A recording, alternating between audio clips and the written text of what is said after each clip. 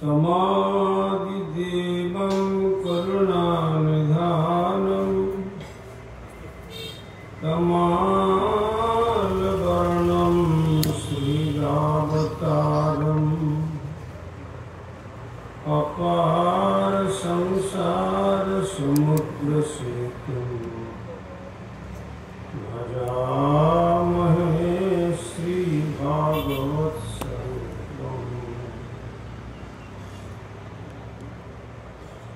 त्वं वेदशास्त्रपरिनिष्ठितं शुद्धबुद्धिं चर्मं वरं शुकमुनीन्द्रनुतं कवीन्द्रं कृष्णक्तिशं कनकपिङ्गजटाकलापं व्यासं नमामि शिरसं तिलकं मुनीन्द्रम्। व्यासं वसिष्ठनप्तारं पुत्रे शक्त्रमकलमशं पराशरात्मजं वन्दे सुगताततपूर्णम्। श्रीकृष्ण चैतन्य प्रभु नित्यानंद श्री अद्वैत गदाधर शिवासादि गौरभक्तवृंद। हरे कृष्णा कृष्ण कृष्ण हरे हरे, हरे राम राम राम हरे हरे।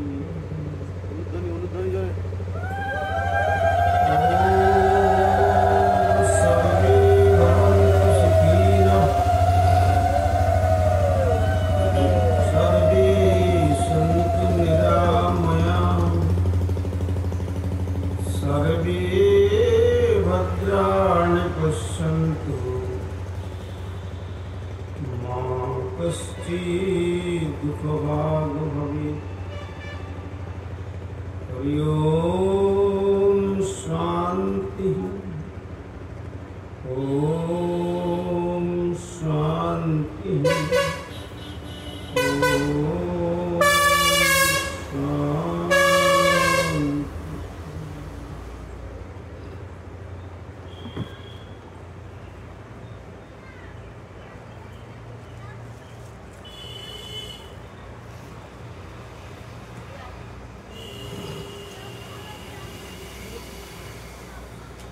सर्वप्रथम परमार्चनीय विश्ववंदित आचार्य भास्कर प्राच्य पाश्चात्य श्री चैतन्य महाप्रभुर प्रेम धर्मेर बाणीर निर्भीक प्रचारक प्रवर्तक कलियुग पावनावतारी भुवन मंगल परम करुण श्रीमान महाप्रभुर अभिन्न श्री श्री नित्यानंद मूर्त प्रकाश मूर्ति जगद्गुरु जुगाचार्य श्री प्रभुपाद भक्ति सिद्धांत सरस्वती गोस्वामी ठाकुरेर अनुकंपित जनेर अन्यतम कृपा भाजन परमार्चनीय श्री गुरुपाद पद्म ओं विष्णुपाद परिव्राजकाचार्य वर्ज्य त्रिदंडी स्वामी श्री श्रीमद भक्ति कुमुद संत गोस्वामी ठाकुरेर डाकुर चरणे संख्यातीत साष्टांग दंडवत प्रणति जानिए तार अहैतुकी कृपा आशीर्वाद प्रार्थना।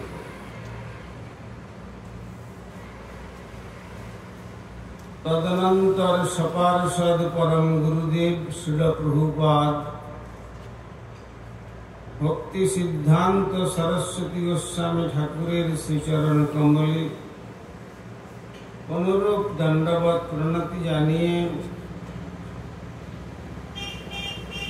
धामभूषण स्वरूप त्रिदंडी पादगण भक्तमंडली भागवत कथा श्रवण पिपासु सुधी सज्जन वृंद व मातृमंडली सकल के प्रारंभ জানাই আমার हार्दिक सादर যথাযোগ্য বৈষ্ণব শ্রী শ্রী গুরু গৌরাঙ্গের কৃপাকে অবলম্বন করে যে কয়েকদিন যাবৎ আমাদের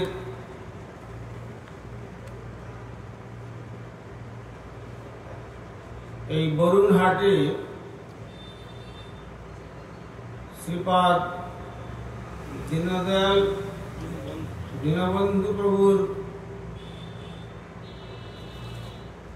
জ্যেষ্ঠা ভগিনীর আশ্রমে যে ভাগবতী কথার আয়োজন হয়েছিল, আমরা আজকে তার পূর্ণাহুতি লগ্নে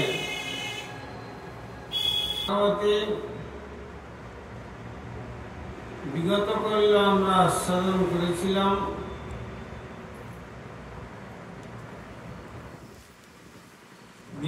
মহারাজ পরীক্ষিত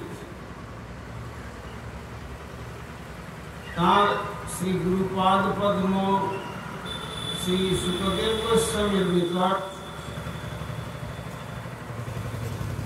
যদিও পঞ্চম স্কন্ধে কত গুরুতর পাপের ফলে গুরুদণ্ড নরক যন্ত্রণা ভোগ করতে হয়, সেটি বিশদভাবে তিনি বর্ণনা দিয়েছিলেন। তা সত্ত্বেও শ্রী পরীক্ষিত মহারাজ পুনরায় নিবেদন করছেন, গুরুদেব আপনি নরক সম্বন্ধে আর স্বর্গ সম্বন্ধে প্রবৃত্তি মার্গ এবং নিবৃত্তি মার্গ অবলম্বনে যারা এই জগতের প্রবৃত্তিতে অনুরাগযুক্ত হয়ে উন্মাদ দশা প্রাপ্ত হয়েছেন, তাদের জন্য অনন্তকাল ধরে নরক যন্ত্রণা তাদের ভোগ করতে হয়। এক হচ্ছে মাতৃগর্ভের নরক যন্ত্রণা, আর জন্মের পর থেকে প্রকৃতির নিয়মে নরকীয় যন্ত্রণা,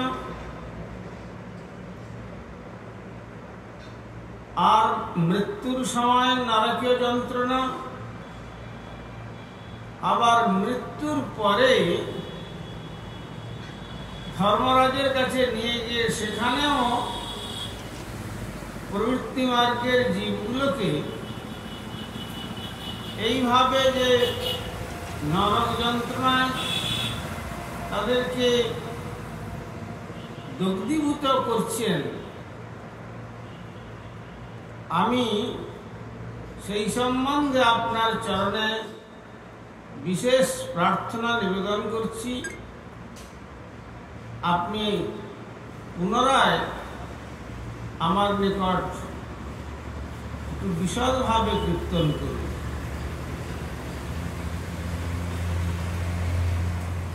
আর যারা নিবৃত্তি মার্গেতে এই ধরাধামে জন্মগ্রহণ করে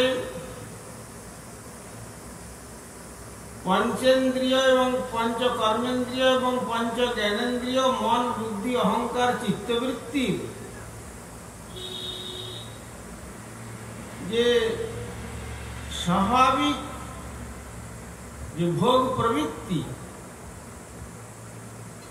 সে ভোগ প্রবৃত্তি থেকে বিরত হয়ে তারা নিবৃত্তি মার্গে যে ভগবত ধাম যাত্রা করে তারা অনন্ত কালের জন্য অনন্ত শিবানন্দে তার জীবনটিকে ভরিয়ে তুলেন, সে সম্বন্ধে আপনি আমার নিকট বিশদভাবে একটু বর্ণন করুন।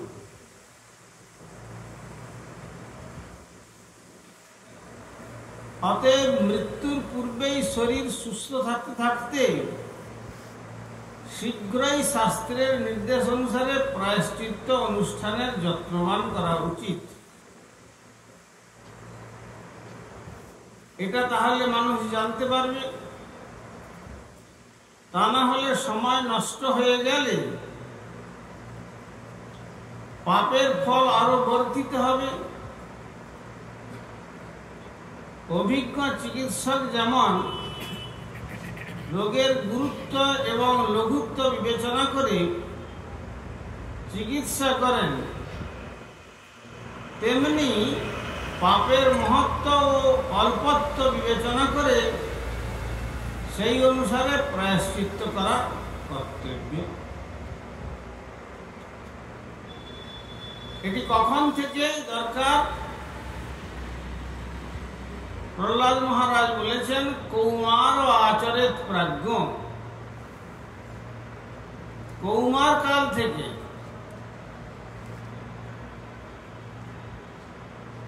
কৌমার কাল 5 বৎসর বয়সের সময় থেকে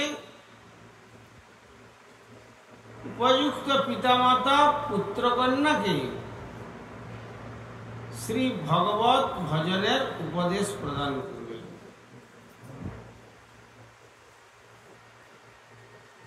সুতরাং এখনো আমার হাতে 6 দিন সময় আছে।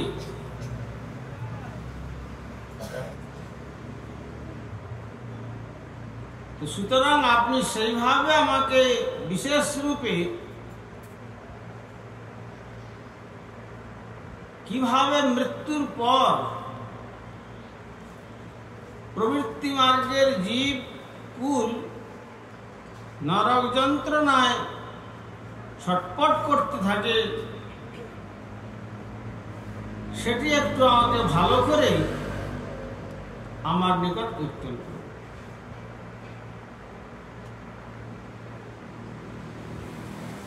যেমন মনুসংহিতাতে বলা হয়েছে,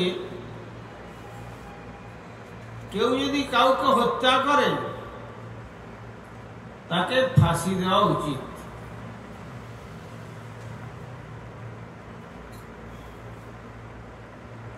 এইভাবে তার জীবন উৎসর্গ করার ফলে সেই পাপের প্রায়শ্চিত্ত হয়।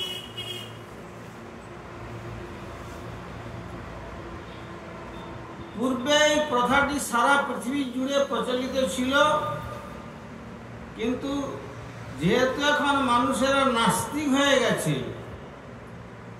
তাই প্রাণদণ্ড বন্ধ করে দেওয়া হয়েছে। তবে বিবেচনাটি মোটেই বিচক্ষণ নয়। তাই এখানে বলা হয়েছে যে রোগ নির্ণয়ে সক্ষম বৈদ্য রোগ অনুসারে যেমন ঔষধ দেন, রোগ যদি কঠিন হয় তবে ঔষধটি অবশ্যই কড়া ডোজের হবে। হত্যাকারীর পাপের ভার যদি অত্যন্ত প্রবল হয়, মনুসংহিতা অনুসারে আততায়ী দোষের পাপ নাস্তি, আততায়ীকে হত্যা করা তাহলে তাতে কোনো পাপ স্পর্শ করে না। সুতরাং সেই অনুসারে হত্যাকারীকে প্রাণদণ্ডে দণ্ডিত করা কর্তব্য।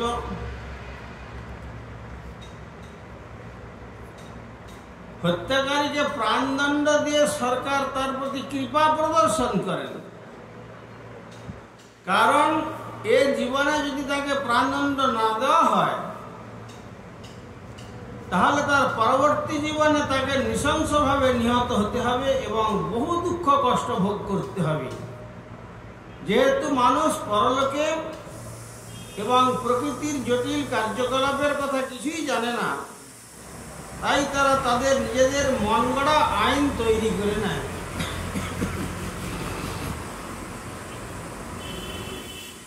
তাদের কর্তব্য শাস্ত্রের দ্বারা যে প্রতিষ্ঠিত আইনগুলি যথাযথভাবে আলোচনা করে সেই অনুসারে আচরণ করে।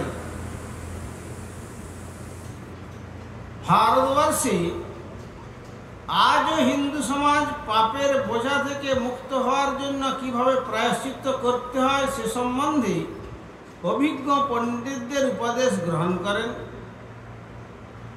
তেমনি আবার খ্রিস্ট ধর্মেতে পাদ্রীর কাছ থেকে পাপ স্বীকার করে নেয়, প্রায়শ্চিত্তের প্রথা রয়েছে। তাহলে প্রায়শ্চিত্ত করা যে প্রয়োজন, পাপের গুরুত্ব এবং লঘুত্ব অনুসারে এটি বিশেষ প্রয়োজন। কিন্তু বর্তমান সমাজে এতই কলুষিত সমাজ,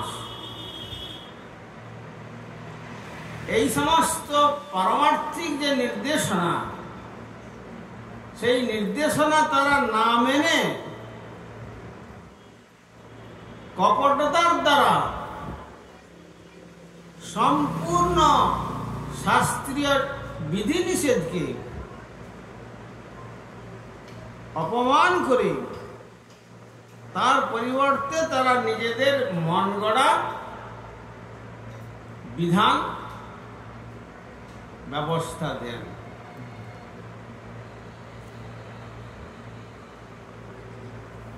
তারপরে পরবর্তীকালে শ্রী পরীক্ষিত মহারাজ আবার জিজ্ঞাসা করছেন, শ্রী রাজবাচ দৃষ্ট শ্রুতাভ্যাং যৎ পাপম জানন্নপ্যাৎ মনোকহিতম করতি ভূয়ো বিবশ প্রায়শ্চিত্তম অথো কথম কোচিন নিবর্ততে অভদ্রাৎ কোচিৎ চরতি তৎপুনঃ প্রায়শ্চিত্তম অথো পার্থম মন্যে কুঞ্জর শৌচবৎ। পুনরায় পরীক্ষিত মহারাজ আবার শ্রী গুরুপাদ পদ্মরূপী সুখদেব গোস্বামীকে বললেন, মানুষ জানে যে পাপ কর্ম করা তার পক্ষে অকল্যাণকর, কারণ সে দেখতে পাচ্ছে যে রাষ্ট্রের আইনে পাপী দণ্ডিত হয়। সাধারণ মানুষেরা তাকে তিরস্কার ও নিন্দা করে। শাস্ত্র ও তত্ত্বজ্ঞ ব্যক্তিদের কাছ থেকে সে জানতে পারে যে পাপীকে পরবর্তী জীবনে নরক যন্ত্রণা ভোগ করতে হয়। তা সত্ত্বেও মানুষ বারবার পাপ কর্মে লিপ্ত হয়, এমনকি প্রায়শ্চিত্ত করার পরেও। অতএব এই প্রকার প্রায়শ্চিত্তের কি মূল্য আছে? যখন শ্রী সুখদেব গোস্বামীকে মহারাজ পরীক্ষিত জিজ্ঞাসা করলেন, পাপের গুরুত্ব এবং লঘুত্ব অনুসারে তাকে প্রায়শ্চিত্ত করতে হয়, তখন পরীক্ষিত মহারাজ আবার জিজ্ঞাসা করছেন যে পাপীকে তার প্রায়শ্চিত্তের বিধান দেওয়া হলো, প্রায়শ্চিত্ত করার পরে আবার দেখা যায় যে সে মানুষ পাপ কর্মেতে লিপ্ত হয়। এমনকি প্রায়শ্চিত্ত করার পরেও। অতএব এই প্রকার প্রায়শ্চিত্তের কি মূল্য আছে? পাপ কর্ম না করার ব্যাপারে অত্যন্ত সচেতন ব্যক্তিও কখনো কখনো পুনরায় পাপ কর্মে লিপ্ত হয়। তাই আমি এই প্রায়শ্চিত্তের পন্থাকে হস্তি স্নানের মতো নিরর্থক বলে মনে করি। পরীক্ষিত মহারাজ বলছেন, গুরুদেব আপনি যে প্রায়শ্চিত্তের কথা বলছেন, নরক যন্ত্রণা ভোগ করে তার প্রায়শ্চিত্ত হয়, কিন্তু আমার সেটা মনে হচ্ছে যদি যথার্থ প্রায়শ্চিত্ত হতো তাহলে আর তার চিত্তের মধ্যে পাপ করার প্রবৃত্তি থাকতো না। কিন্তু আজ মাতৃহত্যা করেছে, তার জন্য পণ্ডিতগণ বিধান দিলেন প্রায়শ্চিত্ত করতে হবে। প্রায়শ্চিত্তের অনুষ্ঠান করে কিছু টাকা পয়সা খরচা করানো হলো, তারপরে দেখা গেল যে পিতৃহত্যা করে বসছে। তারপরের দিন কিছুদিন পরে দেখা গেল যে ভ্রূণ হত্যা করছে। কিছুদিন পরে দেখা হলো যে গো হত্যা করছে, ইত্যাদি ইত্যাদি রূপে পাপের কার্য থেকে তিনি বিরত হতে পারছেন না।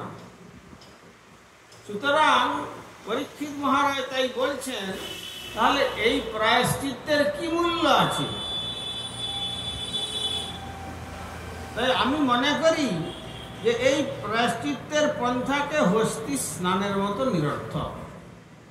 কেন, হাতিকে যদি সকালবেলা অতি সুন্দর করে সাবান টাবান দিয়ে ভালো করে শ্যাম্পু দিয়ে স্নান করিয়ে দেন, স্নান করানোর পরে হাতি যেই জল থেকে ডাঙায় আসবে, তারপরে সে যেমন তার সুর দিয়ে কিছু ধুলি নিয়ে আবার তার অঙ্গেতে ছিটিয়ে আবার ময়লা মেখে ফেলে, ঠিক তথাকথিত প্রায়শ্চিত্তকেও আমি সেই রকম মনে করি। ডাঙায় উঠে এসেই তার মাথায় ও গায়ে সে পুনরায় ধুলি নিক্ষেপ করে। অতএব আপনি আমার এই প্রশ্নের যথাযথ সমাধান প্রদান করবেন। শ্রী বাদরায়ণী উবাচ কর্মণা কর্মনির্হারো না ঝাত্যন্তি ইষ্যতে অবিদ্যাধিকারিত্বাৎ প্রায়শ্চিত্তং বিমর্শনং নাশ্নত পথ্যমেবন্নং ব্যাধয়ো ভবন্তি এবং নিয়মকিদ রাজন শনৈ ক্ষেমায় কল্পতে। এই প্রশ্নের উত্তর দিতে গিয়ে বেদব্যাস নন্দন শ্রী সুখদেব গোস্বামী চরণ উত্তর দিলেন, হে রাজন, যেহেতু পাপ কর্মের ফল নিষ্ক্রিয় করবার এই পন্থাটিও সকাম কর্ম, তাই তার দ্বারা কর্মের বন্ধন থেকে মুক্ত হওয়া সম্পূর্ণরূপে যায় না। যারা প্রায়শ্চিত্তের বিধি অনুসরণ করে তারা মোটেই যথার্থ বুদ্ধিমান নন। প্রকৃতপক্ষে তারা তমগুণের দ্বারা আচ্ছন্ন। যতক্ষণ পর্যন্ত মানুষ তমগুণের প্রভাব থেকে মুক্ত না হয়, ততক্ষণ একটি কর্মের দ্বারা অন্য কর্মের প্রতিকারের চেষ্টা সম্পূর্ণরূপে ব্যর্থ হয়। কারণ তার ফলে কর্মবাসনা সমূলে উৎপাদিত হয় না। আপাত দৃষ্টিতে সেই সমস্ত ব্যক্তিদের পুণ্যবান বলে মনে হলেও তারা পুনরায় পাপ কর্মে লিপ্ত হবে, সেই সম্বন্ধে কোনো সন্দেহ নাই। তাই প্রকৃত প্রায়শ্চিত্ত হচ্ছে বেদান্তের পূর্ণ জ্ঞান লাভ করা, যার দ্বারা পরম সত্য পরমেশ্বর ভগবানকে হৃদয়ঙ্গম করা যায়। প্রকৃত এইটাই হলো যথার্থ প্রায়শ্চিত্ত। যেমন আমাদের শ্রী চৈতন্য মহাপ্রভুর আমলে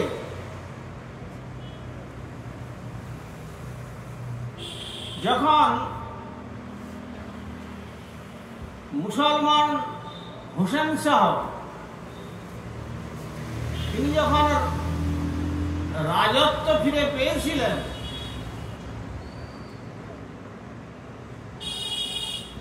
একদিন তার পত্নী দেখলেন যে তার পিঠে বেত্রের আঘাত।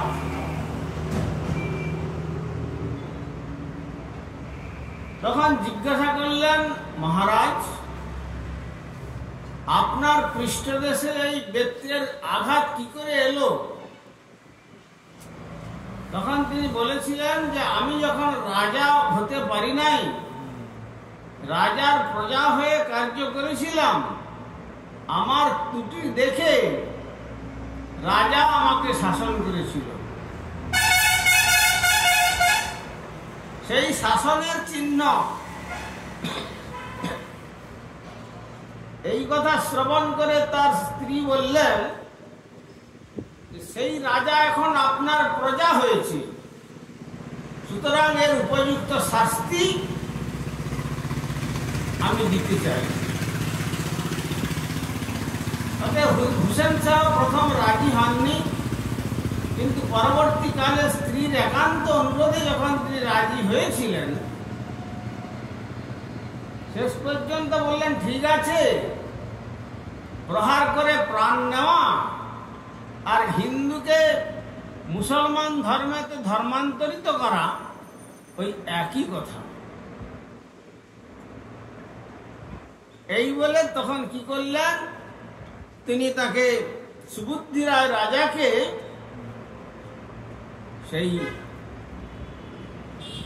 করোয়ার জল মুসলমানদের জোরপূর্বক তার মুখে দিয়ে পান করিয়েছিলেন। তখন সেই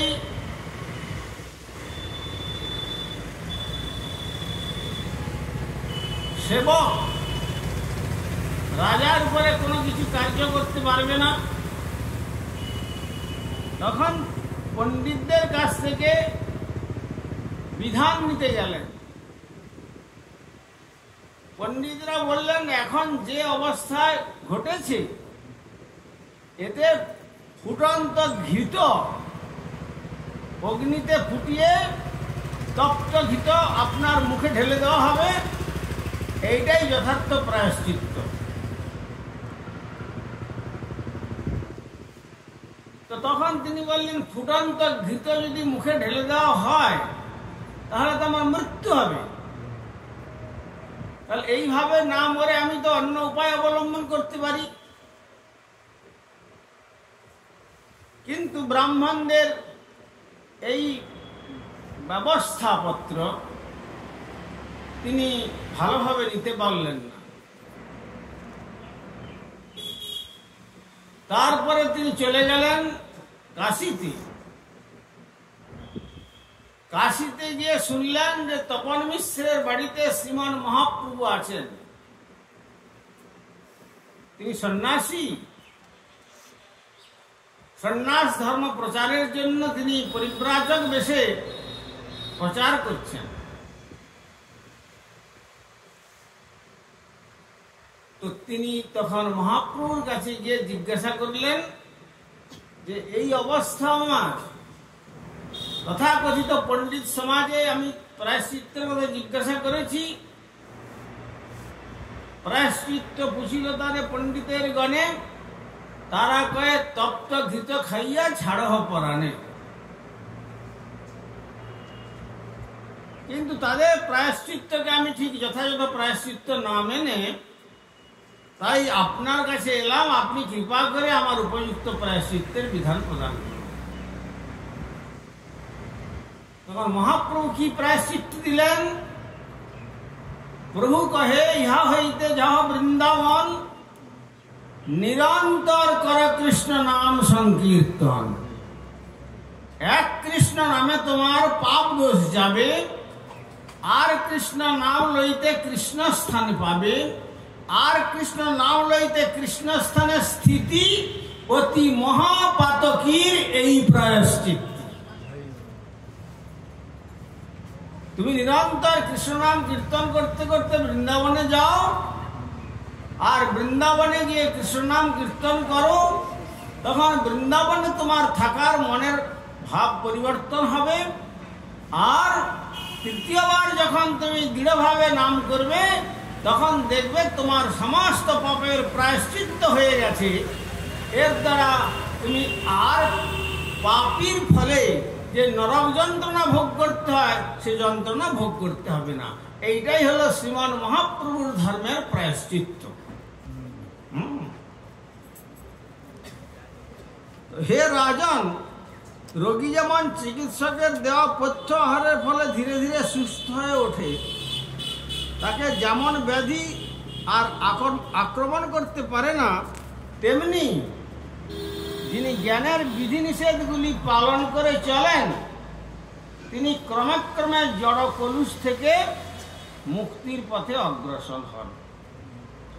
এছাড়া যদি প্রাকৃত প্রায়শ্চিত্ত বেদের কর্মকাণ্ডীয় বিধানেতে এইভাবে প্রায়শ্চিত্ত করেন, সেখানে বলা হয়েছে কর্মকাণ্ড জ্ঞানকাণ্ড কেবলই বিষের ভাণ্ড, অমৃত বলিয়া যেবা খায়, নানাজনী সদা ফিরে কদর্য ভক্ষণ করে, তার জন্ম অধঃপতি যায়। সুতরাং বেদের কর্মকাণ্ড এবং জ্ঞানকাণ্ডকে সেখানে মর্যাদা বিশেষ প্রদান করা হয় নাই,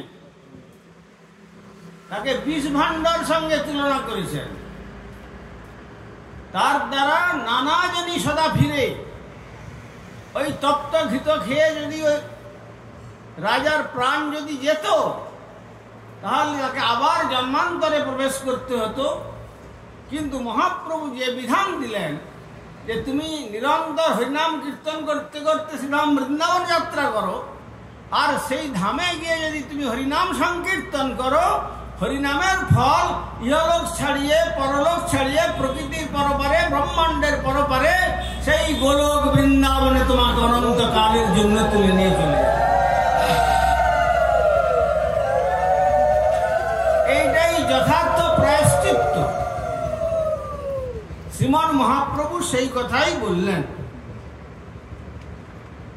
আর তাছাড়া কর্মযোগ তপাদিকে যারা বহুমানন করেন, ব্রহ্মা যখন গোবিন্দের স্তব করছিলেন দশম স্কন্ধেতে দ্বিতীয় অধ্যায়, জৈন্য অরবিন্দাক্ষ বিমুক্ত মানিন তজ্জস্বভাবাৎ অবিশুদ্ধ বুদ্ধয় আরুহ্য কৃচ্ছেন পরম পদং তত পতন্ত অধ অনাদৃত যুষ্মদংগ্রয়।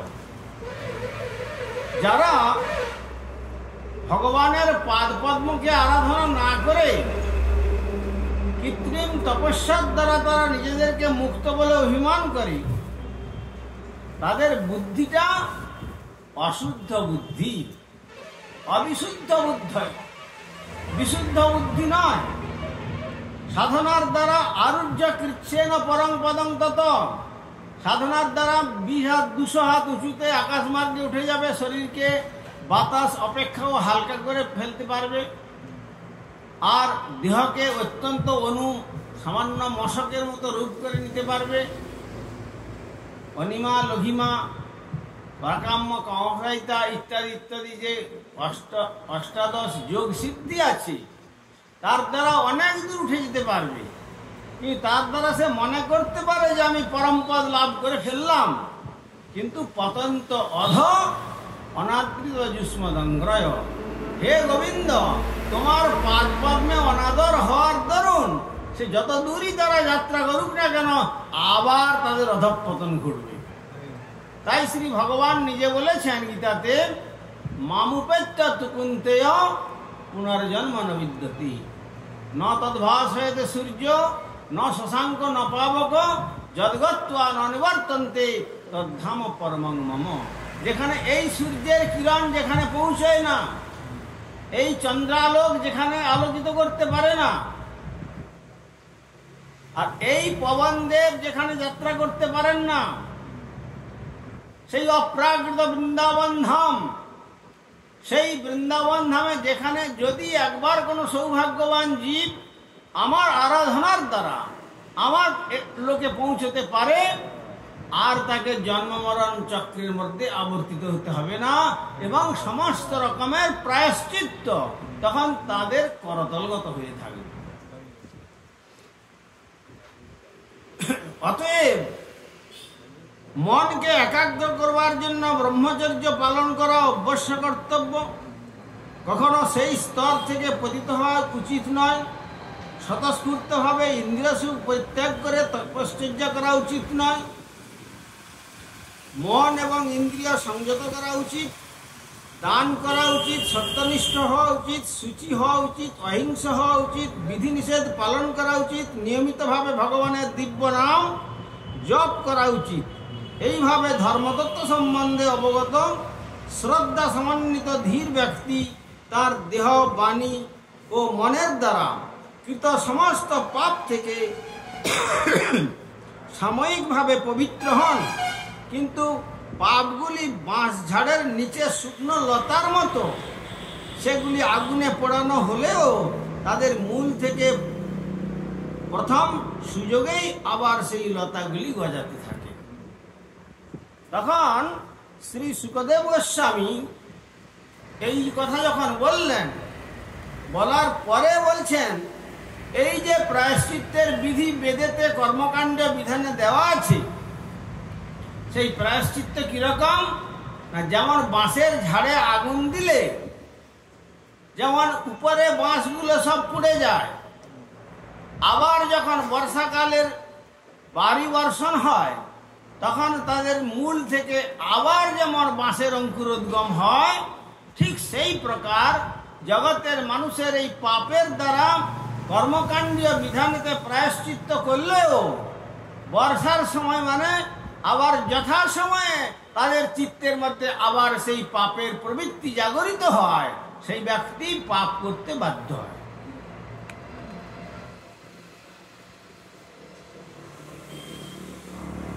কেচিৎ কেবলয়া ভক্ত্যা বাসুদেব পরায়ণা অঘং ধুন্নন্তি কাস্নেন নিহারমিব ভাস্করম। যারা সম্পূর্ণরূপে শুদ্ধ কৃষ্ণ ভক্তির পন্থা অবলম্বন করেছেন, তারাই কেবল পাপ কর্মরূপ আগাছাকে সমূলে উৎপাদিত করতে পারেন। সেই আগাছাগুলির পুনরুদ্গমের আর কোনো সম্ভাবনা থাকে না। ভগবত ভক্তির অনুশীলনের প্রভাবেই কেবল তা সম্ভব হয়। ঠিক যেমন সূর্য তার কিরণের দ্বারা অচিরেই কুয়াশাকে দূর করে দেয়, যেমন অরুণোদয় কালেই সূর্যকে উদয় হতে হয় না, অরুণোদয় কালেই যেমন অন্ধকার দূরীভূত হয়ে যায়, তেমনি এই যে যত বড়ই পাপী হন না কেন, তিনি যদি ভগবান শ্রী গোবিন্দের নাম মহচ্চরণ আশ্রয় করে তারা শ্রী নাম গ্রহণ করেন, তাহলে নামাভাসেই, যেমন সূর্যের উদয়ের প্রকাশের প্রয়োজন হয় না, অরুণোদয়তেই অন্ধকার চলে যায়, তেমনি নামাভাসেই তার মুক্তি হয়ে যায় বন্ধন থেকে।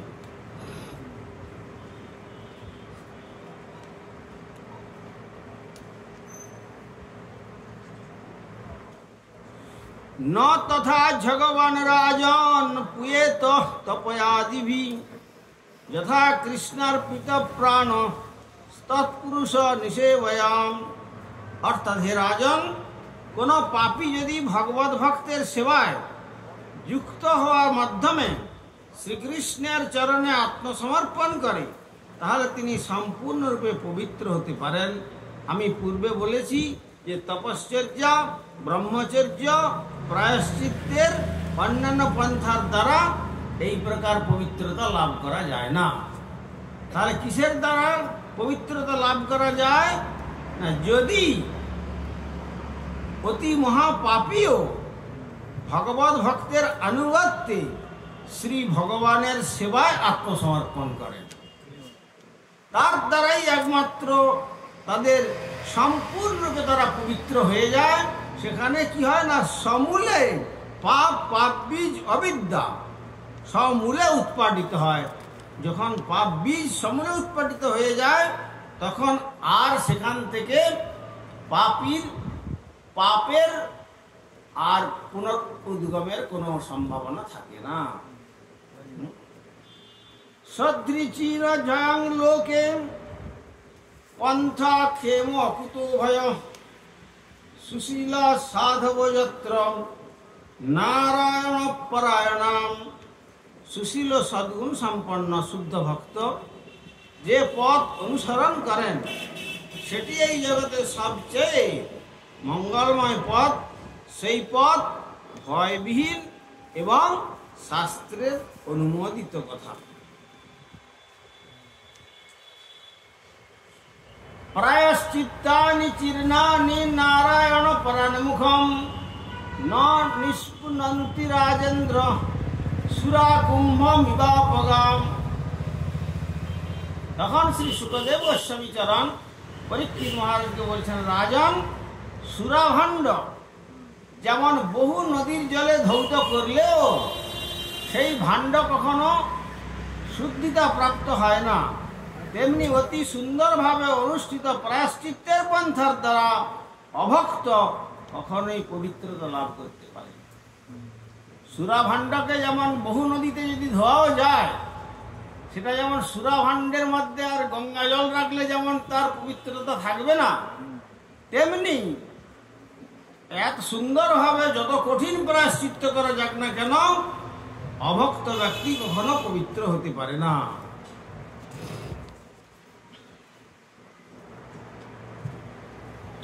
তারপরে তিনি কি বললেন? তারপরে বললেন যে আমি তোমাকে একটি পুরাতন বর্ণনা আমি তোমাকে কীর্তন করে শোনাচ্ছি। তুমি শাস্ত্রের সেই কথা মনোযোগ সহকারে শ্রবণ করো, তার দ্বারা তোমার এই শ্রীমদ্ ভাগবত কথাতে আরো অনুরাগ বর্ধিত হবে। অত্র চোদাহরন্তিমম ইতিহাসম পুরাতনম দূতানাং বিষ্ণুজময় সংবাদস্তং নিবোধমেন। এ বিষয়ে পণ্ডিতগণ এবং মহাত্মাগণ একটি পুরাতন ঘটনা দৃষ্টান্ত স্বরূপ বর্ণনা করেন। সেটি হলো বিষ্ণুদূত এবং যমদূতগণের আলোচনা সমন্বিত। সেই ঘটনাটি এখন আপনি আমার কাছ থেকে শুনুন, তাহলে কি হবে না, আপনার যে মনের যে সংশয়, সে সংশয় আর থাকবে না। কি সেটি? তখন বলছেন, কান্নকুব্জে দ্বিজক কশ্চিৎ দাসীপতি রজামিল নামনা নষ্ট সদাচার দাস্যা সংসর্গ দূষিত। অর্থাৎ কান্নকুব্জ নামক নগরে, কান্নকুব্জ নগর বলতে বৈদিক ভাষাতে কান্নকুব্জ বলেছেন, এবং তাকে কেউ কেউ বলেন যে অধুনা কানপুর, আর বা কেউ কেউ বলেন অধুনা কনৌজ। সেই অধুনা কানপুর নগরে অজামিল নামক একজন ব্রাহ্মণ বাস করত। আর সেই ব্রাহ্মণ তার পিতার নির্দেশে প্রত্যহ উদ্যান থেকে তুলসী পত্র এবং পুষ্প চয়ন করে তার বৃদ্ধ পিতা তার কাছে তুলে নিয়ে এসে ধৌত করে তাকে তিনি প্রদান করতেন। কিন্তু তার দৈনন্দিন এই কার্যের ফাঁকে একদিন তুলসী এবং পুষ্প চয়নের জন্য উদ্যানে প্রবেশ করে তিনি একজন শূদ্রাণীকে অর্ধবসনাবস্থায় তাকে দেখতে পেলেন। আর দেখতে পেয়ে সেই অজামিলের মনের ভাব চঞ্চল হয়ে উঠেছিল। তারপর এদিকে যে তার পিতা পুষ্প এবং তুলসী চয়নের জন্য প্রত্যহ ভগবানের সেবার জন্য প্রেরণ করেছেন, সে কথা তিনি বিস্মৃত হলেন। আর গৃহে তার যে ধর্মপত্নী, সেই ধর্মপত্নীর কথাও বিস্মিত হলেন। বিস্মিত হওয়ার পরে তারপরে তিনি ওই শূদ্রাণীকে নিয়ে গভীর জঙ্গলে তিনি অবৈধভাবে জীবনযাপন করতে শুরু করলেন।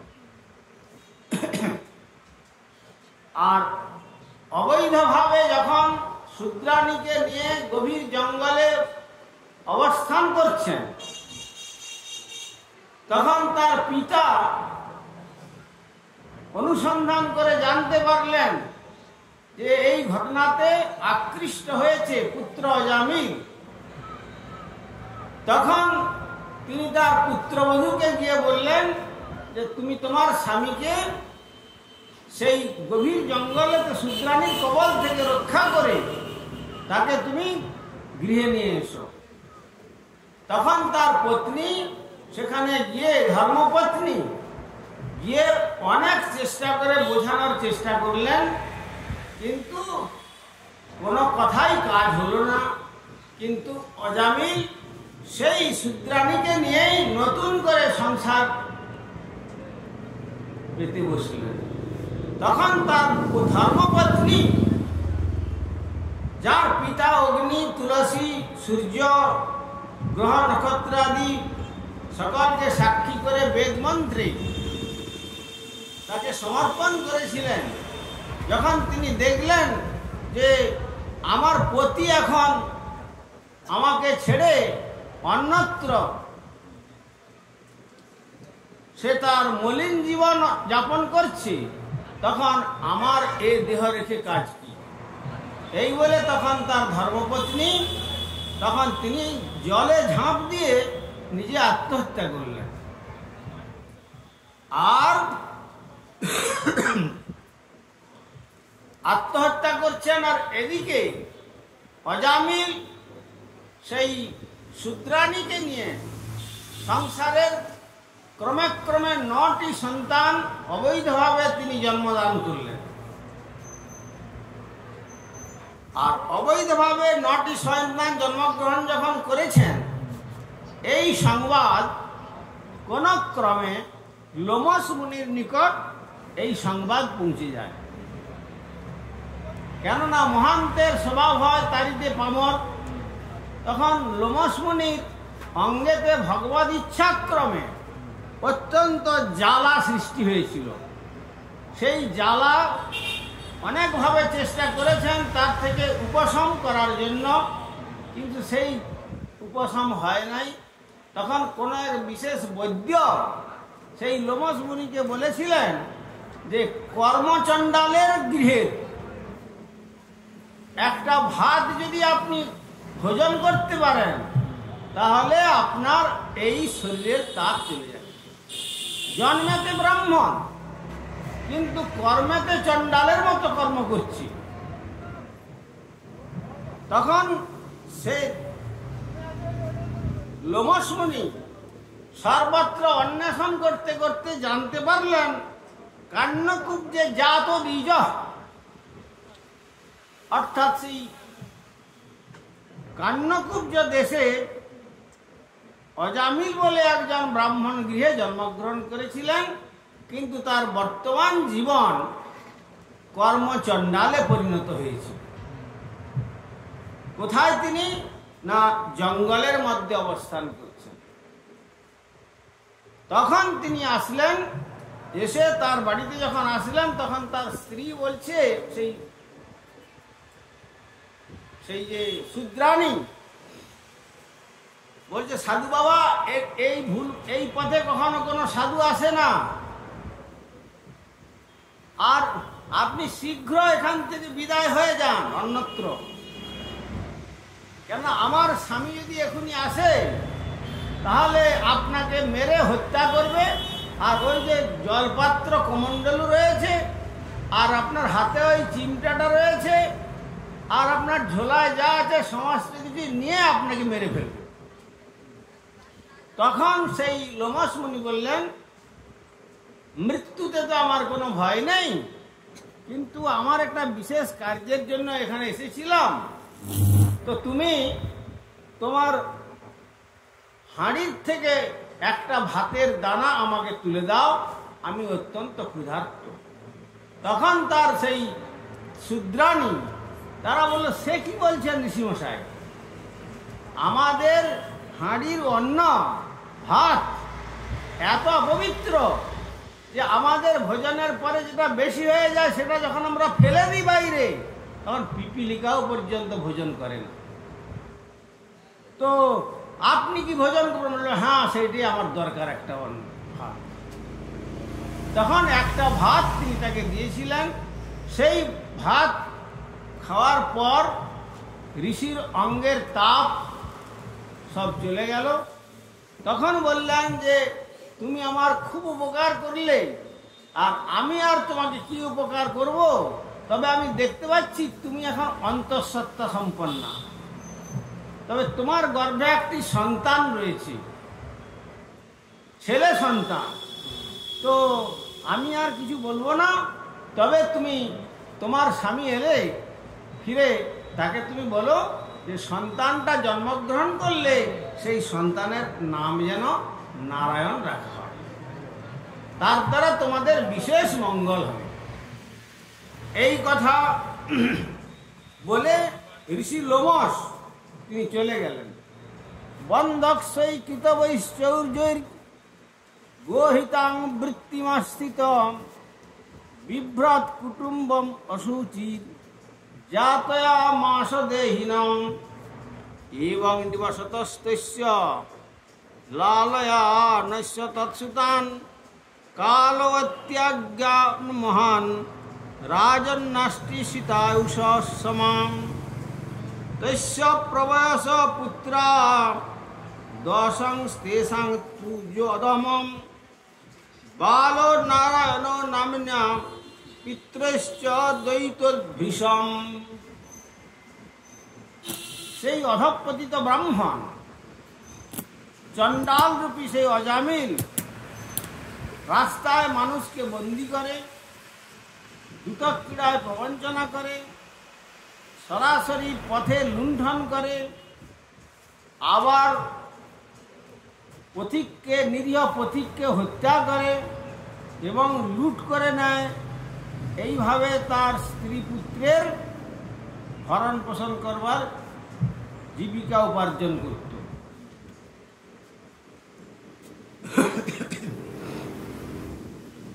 শেষ পর্যন্ত যখন এই সমস্ত করতে করতে ওই পথ দিয়ে মানুষের আনাগোনা সম্পূর্ণ বন্ধ হয়ে গেল, তখন তিনি ধনুর্বাণ এবং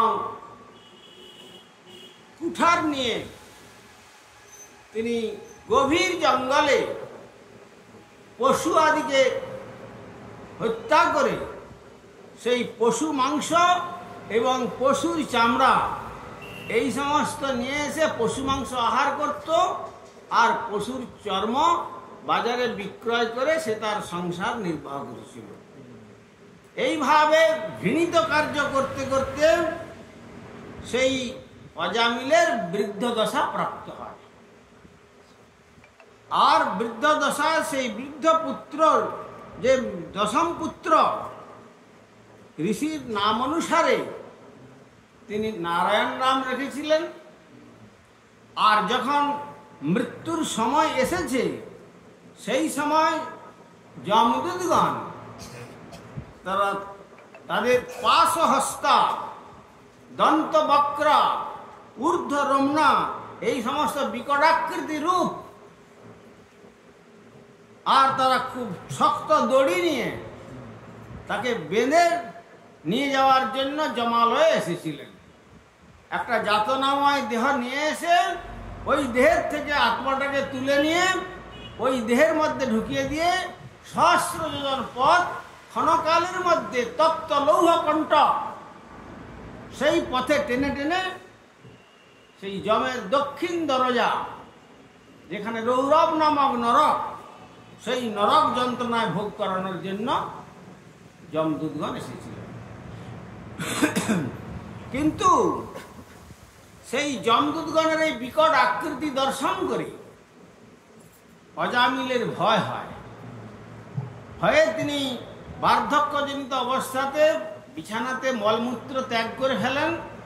আর ওই সঙ্গে সঙ্গে তিনি তার ওই ছোট পুত্রের প্রতি বেশি টান ছিল, শুধু বলে বসলেন, নারায়ণ তুমি আমায় রক্ষা করো,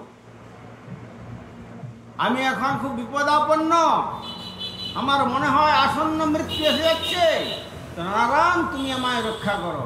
এই কথা বলার সঙ্গে সঙ্গে চারজন দূত, তারা শঙ্খ চক্র গদাপদ্মধারী, পীত বসন পরিধানে বনমালা এবং কিরিট কুণ্ডল যুক্ত এবং শত শত সূর্যের ন্যায় তাদের অঙ্গের কান্তি, যেদিকে তাকানো যায় না, আর তাদের মুখের জ্যোতিতে এই যমদূতগণের সমস্ত যে প্রভাব ম্লান হয়ে গেল। এসে তারা বললেন যে তোমরা কারা এখানে এসেছ? তখন তারা বললেন যে আমরা কারা, আমরা আমাদের পরিচয় পরে দেব, আপনারা কারা তার পরিচয় আপনারা প্রদান করুন। তখন তারা বললেন যে আমাদের পরিচয় তো আমরা তোমাদের দেবই, কিন্তু আগে তোমাদের পরিচয় জানতে চাই এবং কেন এসেছো তোমরা এখানে। তখন বললেন যে আমাদের চিত্রগুপ্ত, ধর্মরাজের যিনি মহামন্ত্রী, তিনি আজকে আমাদের পাঠিয়েছেন এখানে, কেননা এই মহাপাপী অজামিল এই ব্রাহ্মণ কুলে জন্মগ্রহণ করে চণ্ডালত্ব প্রাপ্ত হয়েছে, সুতরাং একে ঘোর রৌরব নামক নরক যন্ত্রণা ভোগ করাতে হবে। এই জন্য আমরা এই যাতনাময় দেহটি নিয়ে এখানে এসেছি। তখন চারজন যে দিব্য রূপ তারা এসেছিলেন, তারা বললেন, তাহলে কি আজকাল ধর্মরাজের সভাতে প্রকৃত ধর্মের বিচার হয় না? তিনি কি ধর্ম সম্বন্ধে বিস্মৃত হয়ে গেছেন? তখন সেই দূতগণ বলছেন, কেন এ কথা বলছেন? আমরা তার দূত। বলে, তোমরা তার দূত হতে পারো, কিন্তু এই অজামিল আদৌ যমদণ্ডে দণ্ডিত হওয়ার যোগ্য নয়। কেন না, এ তো মৃত্যুর সময়তে নারায়ণের নাম উচ্চারণ করেছে, সুতরাং নারায়ণের নাম উচ্চারণ করলে তো আর তাকে যমলোকে যেতে হয় না। তখন এরা বলছেন যে নারায়ণের নাম উচ্চারণ করে নাই, সে কেবল তার পুত্র নারায়ণকেও ডেকেছিল যে নারায়ণ তুমি আমায় রক্ষা করো, কিন্তু সেখানে ভগবান নারায়ণের নাম তো উচ্চারণ করে নাই। তখন সেই বিষ্ণুদূতগণ বলছেন, সাংকেত্যং পরিহাস্যং বাস্তবম হেলনম। যদি এর দ্বারা তার সাংকেতিক নামাভাস হয়েছে, নামাভাসেতেই পাপ থেকে মুক্তি হয়ে যাওয়া যায়, সুতরাং সম্পূর্ণ নামের প্রয়োজন হয় না। এ যেহেতু নারায়ণ নাম উচ্চারণ করেছে, এখন পাপ মুক্ত। অতএব তোমাদের প্রভুকে গিয়ে বলো, এইরকম অন্যায় বিচার করলে আমার প্রভু তার পদটাও কেড়ে নেবেন। তখন তারা সকালে ফিরে গেলেন। দুই পক্ষের অনেক বিবাদ হলো। সেই বিবাদ অজ্ঞাত, মানে সংজ্ঞাহীন প্রায় অবস্থাতে অল্প অল্প করে শ্রবণ করেছিলেন অজামিল। আর শ্রবণের পরে যখন যমদূতগণ চলে গেলেন, গিয়ে ধর্মরাজকে বলছেন, মহারাজ, আমরা জানতাম এই জগতের মধ্যে শাসনদণ্ডের একচ্ছত্র নায়ক একমাত্র আপনি, তাই আপনার সেবক হয়ে আমরা নিজেদেরকে ধন্য বলে মনে করেছিলাম, কিন্তু আজ একটি ব্যতিক্রম ঘটনা ঘটল। কোথায় না, কান্নকুব্জ দেশে অজামিল নামক মহাপাপীকে আমরা আনতে গিয়েছিলাম। কি হলো? তখন আনুপূর্বিক সমস্ত ঘটনা যখন বর্ণন করে শোনালেন, তখন বললেন, সর্বনাশ করেছ। তারা যারা এসেছিলেন তারা হচ্ছেন আমার প্রভুর সেবক। প্রত্যহ ত্রিসন্ধ্যা আমি তাদের পাদ পদ্ম বন্দনা করি, সুতরাং তাদের সঙ্গে এইভাবে বাক্যালাপ করেছ, তোমাদের বাক্যালাপ ঠিক হয় নাই। সুতরাং আমি কি তোমাদের এই শিক্ষা প্রদান করেছিলাম? তোমাদের শিক্ষা এইটাই আমি দিয়েছিলাম, যারা মনুষ্য জন্ম লাভ করে জিহানভক্তিং ভগবদ গুণনাম ধেয়ম চেতশ্চন স্মরণাৎ তচ্চরণারবিন্দম কৃষ্ণায় ননবতি চিরে কদাপি তানানয়ধ্যম শতকৃত বিষ্ণুকৃতবান। যারা মনুষ্য জন্ম লাভ করেছিল, যাদের জিহ্বাটা একবারও ভগবান কৃষ্ণের নাম কীর্তন করে নাই, চেতশ্চন স্মরণাৎ তচ্চরণারবিন্দম, চিত্তটা পেয়েছিল একবারও ভগবানের পাদ পদ্ম চিন্তা করে নাই, কৃষ্ণায়ন অনবধি যাচ্ছিল কদাপি, মাথাটা পেয়েছিল একবার ভগবানের উদ্দেশ্যে কখনো একবার প্রণাম করে নাই, সেই অসৎ ব্যক্তিগুলোকে আমার জমালয়েতে নিয়ে আসবে। কিন্তু এ যেহেতু মৃত্যুর সময়তে একবার নারায়ণ নাম উচ্চারণ করেছিল সাংকেতিক নামাভাসের দ্বারা, এর সমস্ত পাপ ধুয়ে মুছে নির্মল হয়ে গেছে। সুতরাং আর একে জমলোকের নরক ভোগ্যের বিষয় তাকে স্পর্শ করতে পারবে না। সুতরাং যা করেছ আর এই প্রকার কার্য কখনো করো না। আমি যা বিধান দিলাম এই বিধানটা মেনে যদি তোমরা কার্য করতে পারো তাহলেই তোমাদের মর্যাদা থাকবে, তা না হলে আবার মর্যাদা ক্ষুণ্ণ হতে পারে। এই কথা বলে যখন চলে গেলেন তখন এদিকে যমদূতগণের কাছে যে বিষ্ণুদূতগণের যে বাক্যালাপ হয়েছিল এইটা শ্রবণ করে তখন পুনরায় আবার দেহে পূর্ণ সংজ্ঞা লাভ করলেন অজামিল। অজামিল লাভ করে চিন্তা করলেন যে এতদিন পর্যন্ত যা আমি করেছি সবই তো ভুল কার্য করেছি, মৃত্যুর সময় তো কেউ কারো সঙ্গে যাবে না, অতএব আমার বাকি সময়টুকু মৃত্যুর জন্য প্রস্তুত হওয়া দরকার। এই বলে তখন তিনি ওখান থেকে হরিদ্বারে যাত্রা করলেন। হরিদ্বারে যাত্রা করবার পর 2 বৎসর সেখানে ভগবান শ্রীহরির আরাধনা করলেন।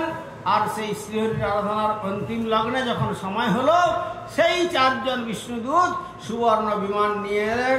তখন তাদেরকে জিজ্ঞাসা করছেন, তোমরা আবার কেন এসেছ? না, যে জন্য তুমি এই 2 বৎসর আমাদের প্রভুর নাম স্মরণ করেছ, তাই প্রভু প্রেরণ করেছেন এই সুবর্ণ বিমান। এই সুবর্ণ বিমানে তুমি আরোহণ করো, তোমাদেরকে আমরা এই সুবর্ণ বিমানে করে শ্রী গৌর গোবিন্দের পাদ পদ্ম গোলক বৃন্দাবনে আমি তোমাদের নিয়ে যাব, আর জন্মান্তরের মধ্যে প্রবেশ করতে হবে না। এই কথা বলেই সেই বিষ্ণুদূতগণের বিমানে সেই অজামিলকে নিয়ে ভগবান শ্রী গোবিন্দের রাজ্য অর্থাৎ নিত্য গোলক বৃন্দাবনে নিয়ে গেলেন। আর তিনি নিত্যকালের জন্য সেখানে গিয়ে ভগবানের সেবায় নিয়োজিত হলেন। এই উপাখ্যানের মাধ্যমে আমাদের ভাগবতে জানিয়ে দিলেন এই মনুষ্য জন্ম আমরা পেয়েছি, এই মনুষ্য জন্ম এক মৃত্যু আমাদের অবসম্ভাবী। মৃত্যু আজ হোক বা শতবর্ষ পরে হোক, মৃত্যু আমাদের অবসম্ভাবী। কিন্তু সেই মৃত্যু থেকে নিস্তার লাভের একমাত্র উপায় বলছেন তমেব মৃত্যু অতিমৃত্যুমেতি নান্যত পন্থা বিদ্যতে অয়নায়। উপনিষদে বলেছেন যে একমাত্র শ্রী ভগবান শ্রীহরিকে জানাই হলো মৃত্যুকে অতিক্রম করার একমাত্র অবলম্বন। জন্ম মৃত্যু চক্রের থেকে চিরবিদায় নিতে হয় যদি কেউ শ্রী ভগবানের নাম আরাধনা করেন। সেই নামই আমাদের প্রেমের ঠাকুর শ্রী চৈতন্য মহাপ্রভু অর্পণ করেছিলেন। সেই নামটি কি? হরে কৃষ্ণ কৃষ্ণ কৃষ্ণ হরে হরে, হরে রাম রাম রাম হরে হরে। এই 16 নাম 32 অক্ষর, এইটি কলিযুগের মহামন্ত্র। এই মহামন্ত্র সাধনার দ্বারা কি হবে না, জগতের মানুষকে আর ঘোর নরক যন্ত্রণা বা যমের দণ্ডে আর দণ্ডিত হতে হবে না। তাই এই শ্রীমদ্ ভাগবতের 18,000 শ্লোকের শেষ শ্লোকেও পর্যন্ত বেদব্যাস জানিয়ে দিলেন হরিনাম সংকীর্তনং যস্য সর্ব পাপ প্রণাশনং প্রণাম দুঃখ সমনস্তং নমামি হরিপদম। হরে কৃষ্ণ কৃষ্ণ কৃষ্ণ হরে হরে, হরে রাম রাম রাম হরে হরে। জয় জয় শ্রী শ্রীনিতাই গৌর প্রেমানন্দে Hari Hari.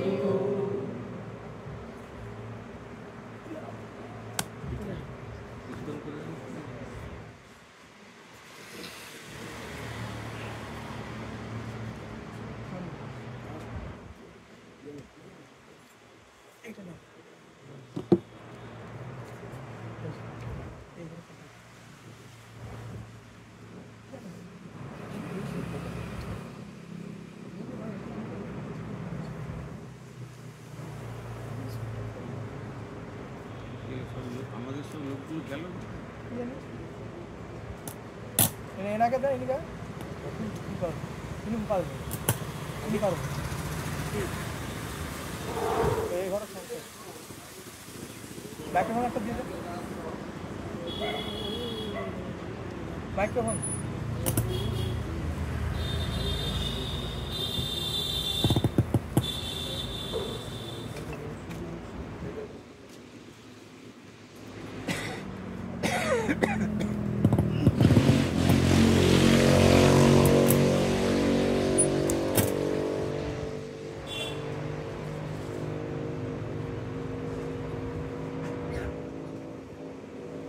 Hare Krishna, Hare Krishna, Hare Krishna, Hare Krishna, Hare Bol, Hare Bol, Hare Krishna, Hare Bol. Hare Guru Samsare.